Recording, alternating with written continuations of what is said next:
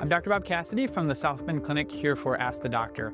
Today I'd like to talk a little bit about gluten and specifically a disease called celiac disease, which is a problem where people have difficulty with gluten. This is another topic that's talked about a lot, both within medicine and in the popular media, and many people spend a lot of time thinking about whether they have issues with gluten. Celiac disease is actually an autoimmune condition where when gluten is in the digestive tract, our immune system responds in an overly vigorous way to that gluten, which leads to inflammation and a lot of symptoms that can be very detrimental for a person with celiac disease. The prevalence of celiac disease in the population is probably around 1%.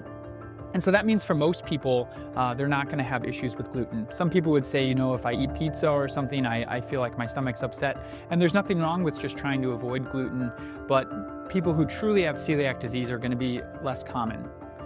The symptoms of celiac disease are pretty straightforward. A lot of times people can have stomach pain, diarrhea, they can feel fatigued, they can have vitamin deficiencies, sometimes they can develop a rash. If we think a person has celiac disease, there are a number of different tests that we can do. If someone is actually eating gluten in their diet already, which comes from grains in wheat, for those people we recommend doing a blood test to see if their immune system is activated against the gluten.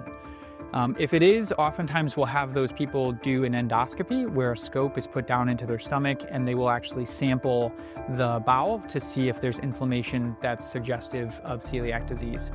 Some people who we think might have celiac disease aren't actually eating gluten. For some of those people, we end up doing a genetic test to see if they're at risk. If we find that a person has celiac disease, the vast majority of those people are able to be successfully treated with a gluten-free diet, and typically their symptoms will resolve and they'll be able to lead a normal life just without eating gluten.